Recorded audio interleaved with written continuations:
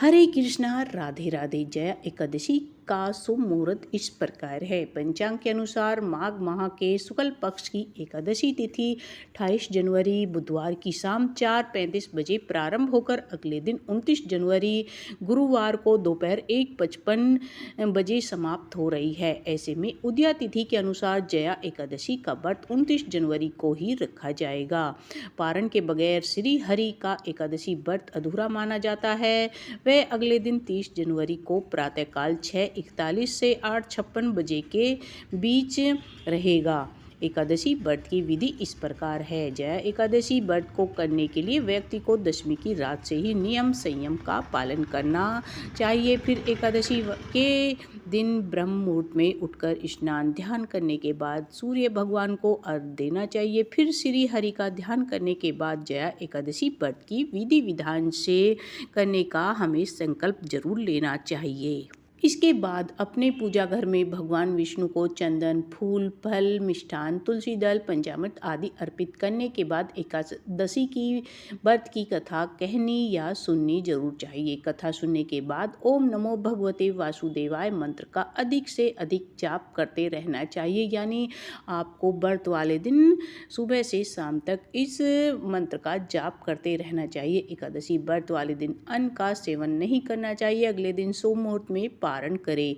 जया एकादशी का धार्मिक महत्व इस प्रकार है। मान्यता के अनुसार जया एकादशी व्रत को नियम संयम के साथ रखने वाले व्यक्ति के जाने अनजाने में किए गए सारे पापों से मुक्ति मिल जाती है और वह सुख सौभाग्य को प्राप्त करता है। इस पावन एकादशी के पुण्य प्रताप से व्यक्ति का तन और मन शुद्ध हो जाता है और आध्यात्मिक लाभ को प्राप्त करता है। यह व्रत अनेक यज्ञों के बराबर पुण्य फल प्रदान करता है, जिसे प्राप्त करके व्यक्ति सभी सुखों को भोगता हुआ अंत में विष्णु लोक को प्राप्त होता है। जया एकादशी व्रत के कुछ नियम हमें जरूर फॉलो करने चाहिए। जया एकादशी व्रत वाले दिन अन्न का सेवन हमें नहीं करना चाहिए। जया एकादशी व्रत को रखने वाले साधक को तामसिक चीजों से दूर रहना चाहिए। एकादशी व्रत में डिब्बा बंद जैसे कि जूस होता है, कोल्ड ड्रिंक आदि चीजें हमें नहीं खानी पीनी चाहिए। एकादशी व्रत करने वाले व्यक्ति को झूठ भी नहीं बोलना चाहिए और नहीं किसी की निंदा या आलोचना करनी चाहिए। एकादशी व्रत रखने वाले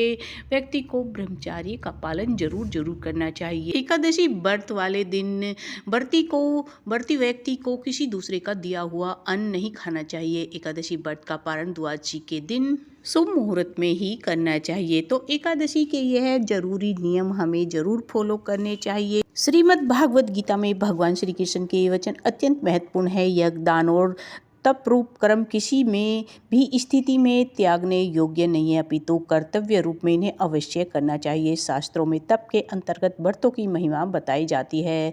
व्रतों में सर्वोपरि एकादशी व्रत कहा गया है। जैसे नदियों में गंगा, प्रकाशक सप्त तत्वों में सूर्य, देवताओं में भगवान विष्णु की प्रधानता है, वैसे ही व्रतों में एकादशी व्रत की प्रधानता है। एकादशी व्रत के करने से सभी रोग दोष शांत होकर लंबी आयु, सुख शांति और सुख समृद्धि की प्राप्ति होती है। साथ ही मनुष्य जीवन का मुख्य उद्देश्य भगवत प्राप्ति भी होती है।